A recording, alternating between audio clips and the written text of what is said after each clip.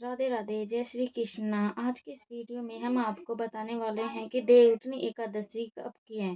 तो दोस्तों, वीडियो शुरू करने से पहले कमेंट बॉक्स में जय श्री कृष्णा लिख दीजिएगा। तो दोस्तों, शुरू करते हैं कथा। हर साल कार्तिक मास के शुक्ल पक्ष की एकादशी को देवउठनी का पर्व मनाया जाता है। इस बार यह पर्व कल कल यानी 1 नवंबर को मनाया जाएगा। इसे प्रबोधनी एकादशी या हरि प्रबोधनी एकादशी या देवउठनी एकादशी भी कहा जाता है। इस दिन भगवान विष्णु के साथ सभी देवता गण 4 महीने की निद्रा के बाद जागृत होते हैं और सृष्टि का कार्यभार संभालते हैं। इस दिन भगवान विष्णु की विधि विधान से पूजा की जाती है और इसकी प्रिय वस्तुओं को भोग लगाया जाता है।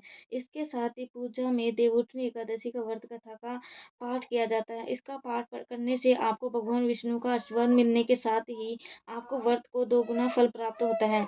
देवउठनी एकादशी के साथ ही चातुर्मास के समापन होता है और सभी शुभ मांगलिक और धार्मिक कार्यों की शुरुआत फिर से हो जाती है। देवउठनी एकादशी का व्रत 1 या 2 नवंबर को है। इस बार गृहस्थ लोग देवउठनी एकादशी का व्रत 1 नवंबर को करेंगे, जबकि वैष्णव वैष्णव लोग देवउठनी एकादशी का व्रत 2 नवंबर को रखेंगे।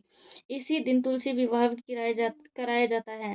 पूरे विधि विधान से भगवान विष्णु की पूजा की जाती है। भगवान विष्णु की पूजा के समय देवउठनी एकादशी का व्रत सुननी चाहिए। देवउठनी एकादशी व्रत कथा।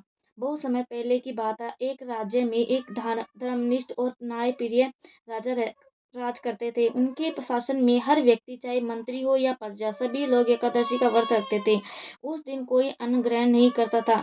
सभी भगवान विष्णु की पूजा और भक्ति में लीन रहते थे। एक दिन दूसरे राज्य से एक व्यक्ति नौकरी की तलाश में उस राजा के दरबार में पहुंचा। राजा ने कहा, तुम्हें नौकरी मिल सकती है, लेकिन हमारे राज्य का एक नियम है कि एकादशी के दिन कोई अन्न नहीं खाता, सिर्फ फलाहारी करता है। उस व्यक्ति ने यह नियम मानते हुए उस राज्य में नौकरी करना शुरू कर दिया। इसके बाद जब एक एकादशी आई, तब सभी लोग फलाहार ग्रहण कर रहे थे। उस व्यक्ति को भी दूध और फल दिए गए, लेकिन वह फलाहार करके उसकी भूख नहीं मिटी और न मन शांत हुआ। तब वह राजा के पास पहुंचा और बोला, महाराज, मैं बिना अन्न ग्रहण किए नहीं रह सकता। कृपया मुझे अन्न ग्रहण करने की अनुमति दे दीजिए। राजा ने उस व्यक्ति को बहुत समझाया कि आज एकादशी है और राज्य के नियमानुसार आज के दिन अन्न का सेवन करना मना है, लेकिन वह व्यक्ति नहीं माना। अनंत राजा ने कहा, ठीक है, जो तुम्हें उचित लगे वही करो। वह व्यक्ति नदी किनारे गया, स्नान किया और वहीं अन्न पकाने लगा। जब भोजन तैयार हो गया तो उसने बड़े भाव से भगवान विष्णु को पुकारा, हे प्रभु, आइए, भोजन तैयार है। भगवान विष्णु ने भोजन ग्रहण किया। प्रेम पूर्वक उनकी मनुहार सुनकर पितरामृत धारण किए 4 भुजाओं वाले दिव्य रूप में भगवान विष्णु स्वयं प्रकट हो गए।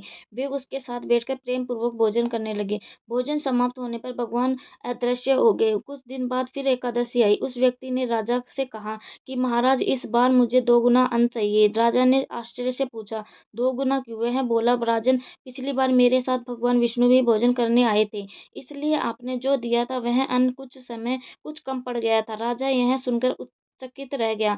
उसने सोचा, मैं तो वर्षों से व्रत और पूजा करता हूँ, फिर भी मुझे भगवान के दर्शन नहीं हुए। राजा ने निश्चय किया कि अगली एकादशी पर वह उसके साथ जाएगा। अगली एकादशी को राजा उसके साथ नदी किनारे गया और पेड़ के पीछे छिप गया। वह व्यक्ति फिर स्नान करके भोजन बनाने लगा और भगवान को पुकारने लगा, हे विष्णु, आइए, भोजन तैयार है। लेकिन इस बार भगवान विष्णु नहीं आए। दिन बीत गया, पर जब प्रभु नहीं आए तो वह व्यक्ति दुखी होकर बोला, हे प्रभु, यदि आप नहीं आए तो मैं अपने प्राण त्याग दूंगा।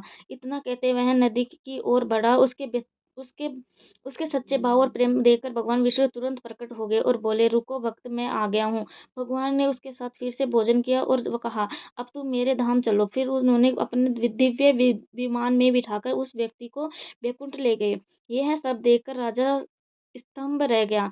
उसे एहसास हुआ कि वह तो सालों से व्रत कर रखता है, लेकिन उस मन केवल नियमों में बंधा था, व्यक्ति भक्ति में नहीं। जबकि उस व्यक्ति ने नियम तो तोड़ा, पर उसका भाव सच्चा था और भगवान ने उसी सच्ची की भक्ति को स्वीकार किया। उस दिन से राजा का जीवन बदल गया। उसने समझ लिया कि भगवान की प्राप्ति उपवास से नहीं, बल्कि सच्चे मन, श्रद्धा और प्रेम से होती है। उसने भी पूरे भाव से पूजा शुरू कर दी और जीवन के अंत में स्वर्ग प्राप्त किया। तो दोस्तों, देवउठनी एकादशी व्रत 1 या 2 नवंबर को है। गृहस्थ लोग 1 नवंबर को और वैष्णव लोग 2 नवंबर को व्रत रखेंगे। देवउठनी एकादशी का पर भगवान विष्णु की विधि विधान से पूजा करके उसको जगाया जाता है। इस दिन भगवान विष्णु से जुड़ी व्रत कथा जरूर सुने। थैंक यू, धन्यवाद, राधे राधे।